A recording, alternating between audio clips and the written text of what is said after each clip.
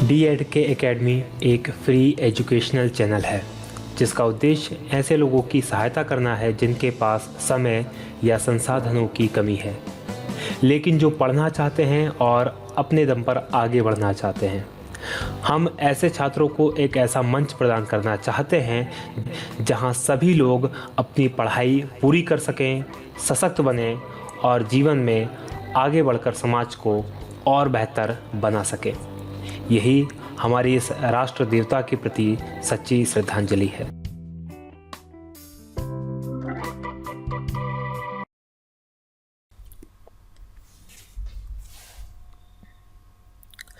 साथियों नमस्कार, बहुत स्वागत है आपका डी.एड.के एकेडमी में। मैं हूं भगवत दांगी, फाउंडर डी.एड.के एकेडमी।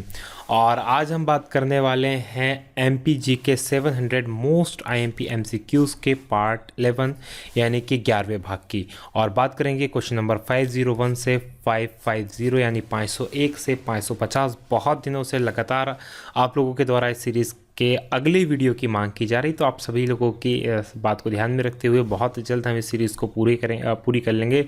संभवतः इस वीक के अंदर ये सीरीज़ पूरी हो जाएगी। और आप ये वीडियो पूरी की पूरी जो सीरीज़ है इसे परीक्षा से पहले एक बार और देख लीजिएगा, तो यकीन मानिए एमपी से तो लगभग आपका सभी कुछ सही होने वाला है। तो चलिए शुरू करते हैं हमारा वीडियो। उससे पहले आपने यदि अभी तक भी इस चैनल को सब्सक्राइब नहीं किया है तो इस चैनल को सब्सक्राइब कर लें। और सब्सक्राइब करने के लिए आपका लॉगिन होना या साइन इन होना यूट्यूब पर ज़रूरी है। बिना साइन इन किए आप इस चैनल को सब्सक्राइब नहीं कर पाएंगे। तो इस चैनल को साइन इन करें आप अपने ईमेल आईडी से और इस चैनल को सब्सक्राइब कर लें, क्योंकि हम आपके लिए जो लेके आए हैं वो तो बहुत बेहतरीन है ही, लेकिन अब जो और लाने वाले हैं वो भी यकीन मानिए बहुत ही बेहतरीन आपको मिलने वाला है। तो इन सब चीज़ों का फ़ायदा बिल्कुल फ्री में उठाने के लिए आप इसको लॉगिन कर लें। चलिए शुरू करते हैं हमारा वीडियो।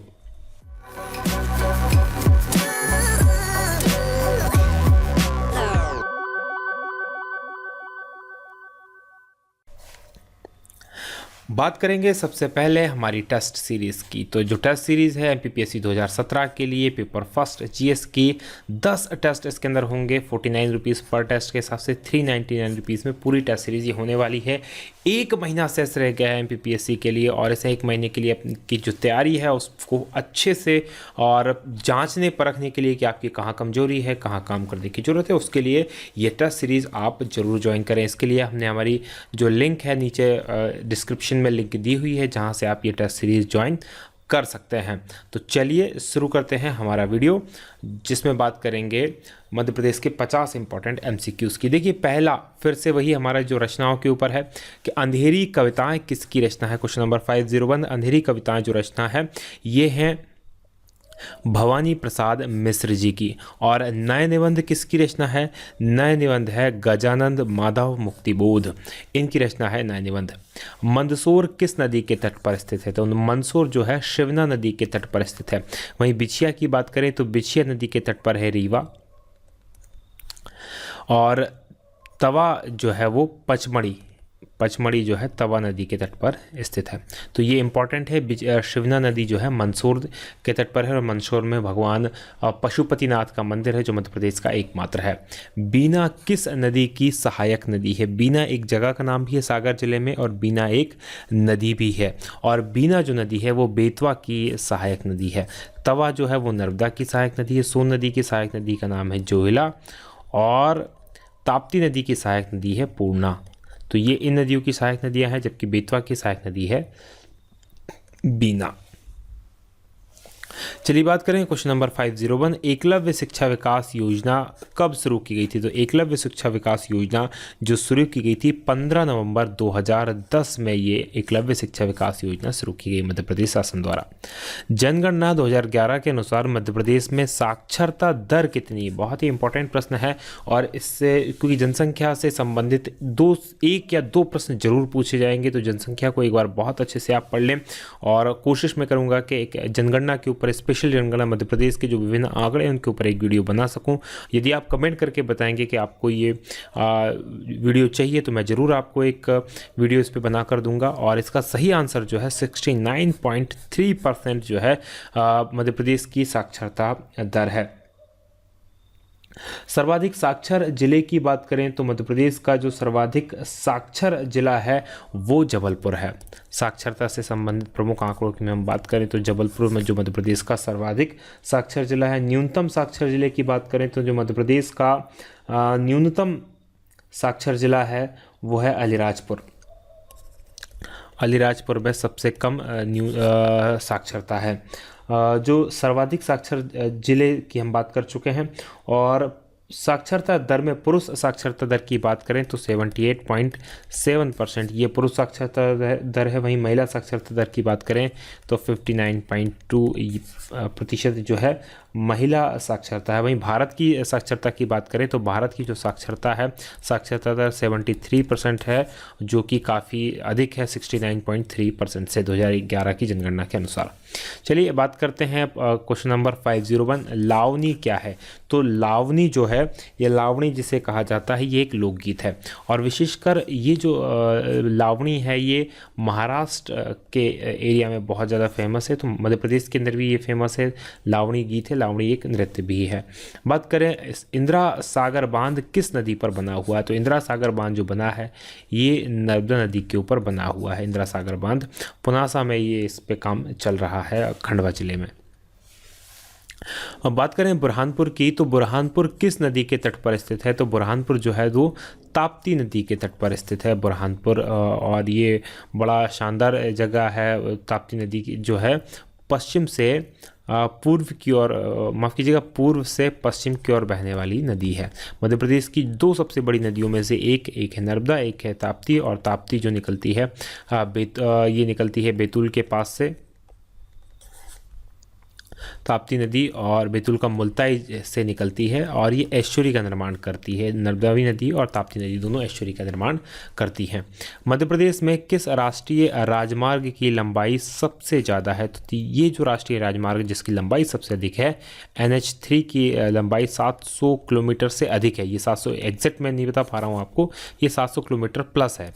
तो 700 किलोमीटर से अधिक है इसकी लंबाई NH3 की। जबकि सबसे छोटा जो राजमार्ग है वो NH76 है मध्य प्रदेश का। भारतीय जनगणना 2001-2011 के अनुसार मध्य प्रदेश में सर्वाधिक जनसंख्या वृद्धि दर किस जिले में रही। तो सर्वाधिक जनसंख्या वृद्धि दर रही है इंदौर के अंदर। सही आंसर है इंदौर। इंदौर में रही है सर्वाधिक जनसंख्या वृद्धि दर। वही बात करें गरबा किस अंचल से संबंधित है। देखिए ये अगर आपको नहीं भी पता है तो थोड़े से कॉमन सेंस के द्वारा भी आप इसका आंसर दे सकते हैं। देखिए गरबा जो बेसिकली जो जगह है गरबा के लिए फेमस है गुजरात। गुजरात एक नृत्य है, गुजरात के अंदर गरबा। और गरबा गीत की बात करेंगे तो देखिए गुजरात के पास में इसमें से जो ज्योग्राफिकल एरिया पड़ता है वो निमाड़ पड़ता है। क्योंकि बघेलखंड बुंदेलखंड एक तरफ है जबकि मालवा दूसरी तरफ है। जो निमाड़ है वो गुजरात के पास में पड़ता है। इसका सही आंसर है निमाड़। बात करें क्वेश्चन नंबर 513, राजघाट बांध किस नदी पर बना हुआ है। तो राजघाट बांध जो बना है ये बना हुआ है बेतवा नदी के ऊपर। वहीं चंबल की बात करें तो चंबल पर 3 प्रमुख बांध बने हुए हैं, कोटा, बेराज या जवाहर सागर जिसे कहा जाता है, ठीक है। मंदसौर के अंदर है गांधी सागर और चित्तौड़गढ़ के अंदर है राणा सागर। ये 3 बांध जो बने हुए हैं ये चंबल नदी पर बना है, बेतवा पर राजघाट बांध बना हुआ है। नर्मदा नदी के तो बहुत फेमस है, पुनासा बांध, इंदिरा सागर, सरदार सरोवर बहुत फेमस बांध है, बरगी बांध। और ये क्षिप्रा पर ऐसा कोई फेमस बांध नहीं है। जीप पर सवार एलियाँ किसकी रचना है। एक इंपॉर्टेंट रचना है जीप पर सवार एलियाँ। और ये जो रचना है ये है शरद जोशी, जो बहुत शानदार व्यंग्यकार रहे हैं भारत के में। और हिंदी के जो हिंदी साहित्य है उसके बहुत शानदार व्यंग्यकार हैं। शरद जोशी से उम्मीद कर सकते हैं कि इस बार कोई प्रश्न जरूर पूछा जाएगा। तो इनकी सारी रचनाएं जो है बहुत शानदार हैं, इनके बारे में आप जरूर पढ़ लें एक बार।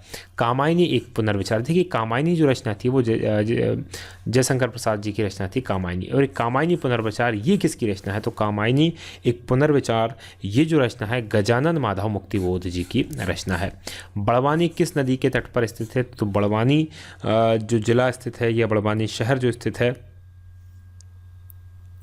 उसकी बात करें तो ये जो है नर्मदा नदी के तट पर स्थित है बड़वानी। बात करेंगे सिरोंज। सिरोंज किस नदी का उद्गम स्थल है। सिरोंज जो उद्गम स्थल है वो सिंध नदी का उद्गम स्थल है। सिंध नदी जो निकलती है वो सिरोंज के पास से निकलती है। माधव राष्ट्रीय उद्यान किस जिले में? चलिए उससे पहले बात करते हैं केन नदी जो निकलती है जबलपुर के पास से निकलती है। वहीं बेतवा की बात करें तो बेतवा जो नदी निकलती है वो रायसेन के कुमरा गांव से निकलती है और तवा नदी पचमढ़ी से निकलती है।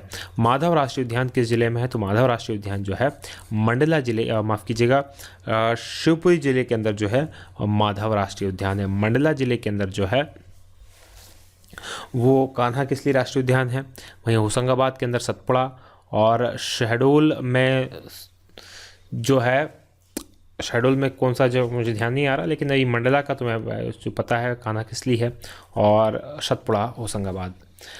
मध्य प्रदेश में कितने हवाई अड्डे हैं? मध्य प्रदेश के अंदर कुल 5 हवाई अड्डे हैं। एक है भोपाल के अंदर, दूसरा है इंदौर में, तीसरा है जबलपुर, चौथा है ग्वालियर और 5वां है खजुराहो।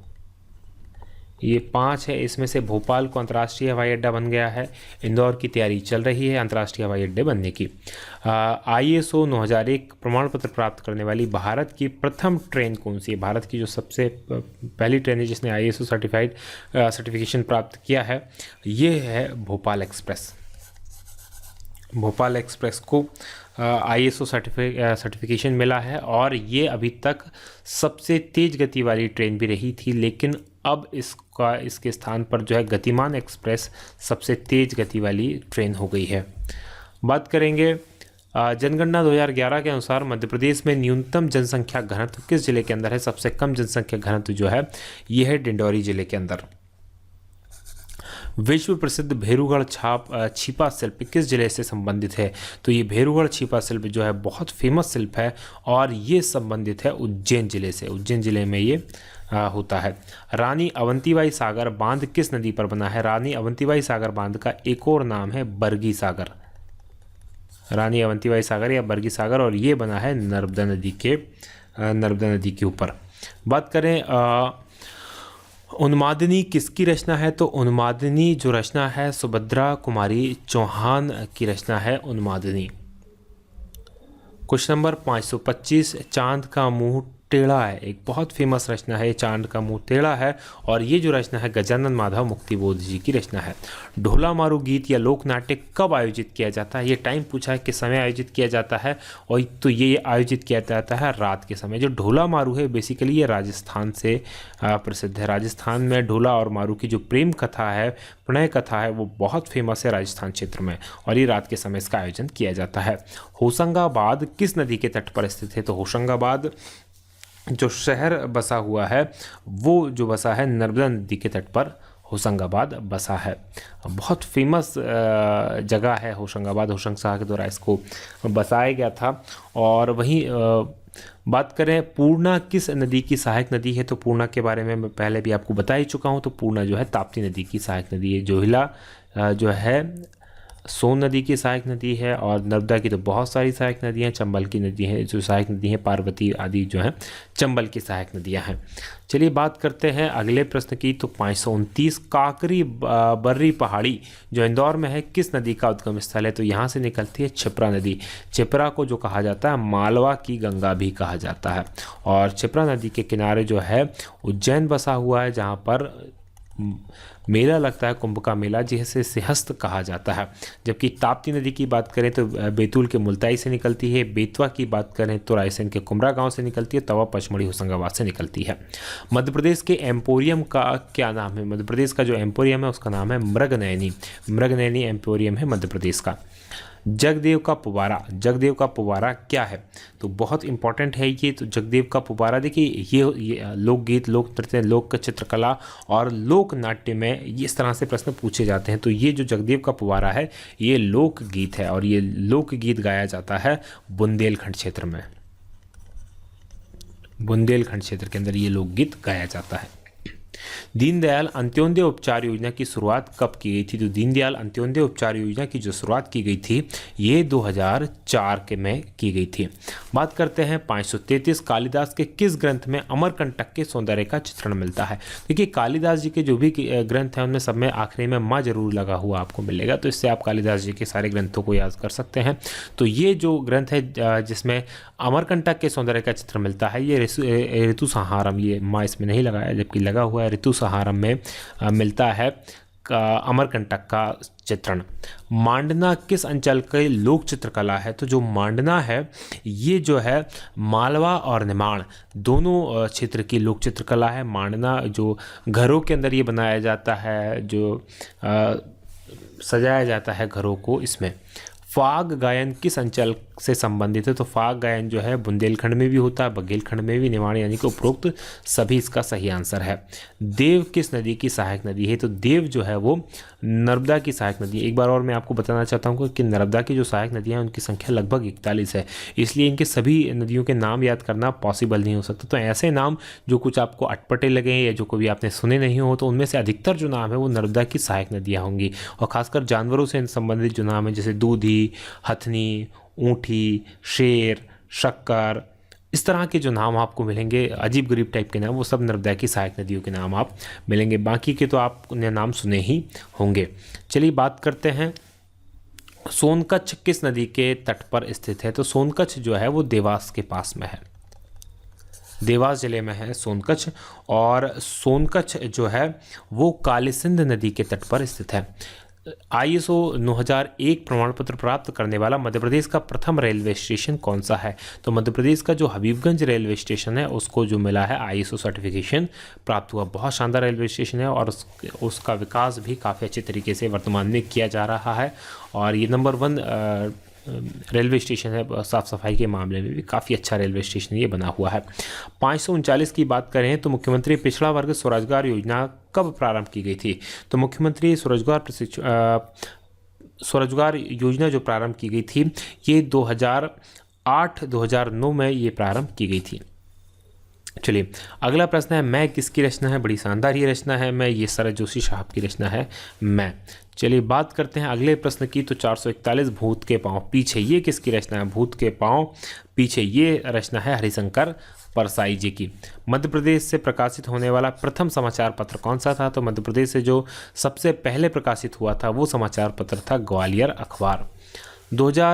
जनगणना 2001-2011 के अनुसार मध्य प्रदेश में न्यूनतम जनसंख्या वृद्धि दर किस जिले की रही? मतलब ऐसा कौन सा जिला था जिसमें जनसंख्या वृद्धि दर सबसे कम थी?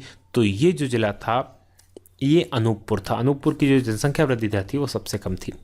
मोरैला या मोर मुरेला किस अंचल की लोक चित्रकला है? तो ये मुरैला या मोर मुरेला जो है ये है बुंदेलखंड और बघेलखंड दोनों अंचलों की। तो इसका सही आंसर होगा A और B दोनों।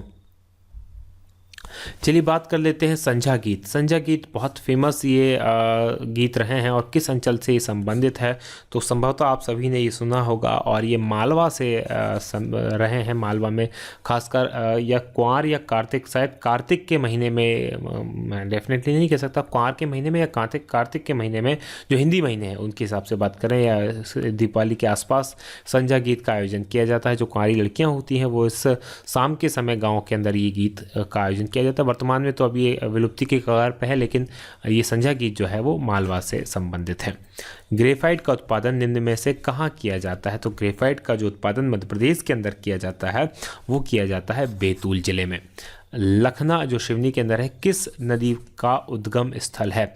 तो ये गार नदी जो है यहाँ से निकलती है। बात करें 548 राम रोटी योजना किसके लिए चलाई गई है? तो राम रोटी योजना जो चलाई गई है वो शहरी गरीबों के लिए चलाई गई है, राम रोटी योजना। चलिए अंतिम 2 प्रश्नों की बात कर लेते हैं। नाग भित्ति चित्र किस अंचल की लोक चित्रकला है? तो नाग भित्ति चित्र संपूर्ण मध्य प्रदेश की ये कला है और ये भी दीवारों के ऊपर बनाए जाते हैं विशेष पर्व त्योहारों में, खासकर नागपंचमी पे। मध्य प्रदेश में वेगन रिपेयर्स वर्कशॉप कहाँ है? तो वेगन रिपेयर्स वर्कशॉप जो है वो सतना के अंदर है मध्य प्रदेश में। वहीं ग्वालियर में रेलवे स्प्रिंग का कारखाना है, भोपाल के अंदर रेलवे कोच फैक्ट्री है और रेलवे स्लीपर का कारखाना बुधनी सीहोर के अंदर है। तो चलिए आज हमारा जो वीडियो है वो यहीं समाप्त होता है। अगले वीडियोज़ में हम बात करेंगे क्वेश्चन नंबर 551 से लेकर तो 600 तक की, और बहुत जल्द इस सीरीज़ को पूरा करेंगे। यदि आपको ये वीडियो पसंद आया है तो आप इसे लाइक करें अपने दोस्तों के साथ शेयर करना बिल्कुल ना भूलें और कमेंट करके हमें ज़रूर बताएं इसमें आपको क्या अच्छा लगा और कैसा ये वीडियो आपको लगा। आप देखिए यहाँ पर जो वीडियो और डले हैं उन वीडियोस को तब तक हम बनाते हैं आपके लिए इसी तरह के और शानदार वीडियो। आप देख रहे थे D&K अकेडमी, जो है नंबर 1 GK चैनल, और आज की बात हम यहीं समाप्त करेंगे। बहुत बहुत धन्यवाद। जय हिंद, जय भारत।